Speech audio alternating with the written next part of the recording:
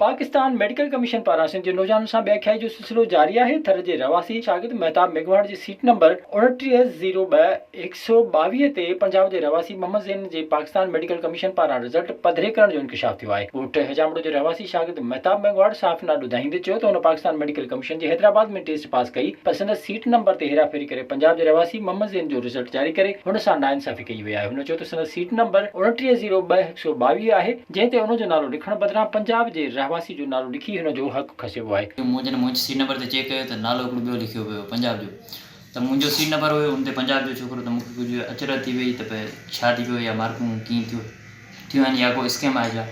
पर मूं ॿियनि कुझु छोकिरनि खां पुछियो त इन्हनि सां कुझु छोकिरनि सां इहो मसइलो थियो जंहिंमें मार्कूं एक्सचेंज कयूं आहिनि छोकिरनि जूं, सही आहे।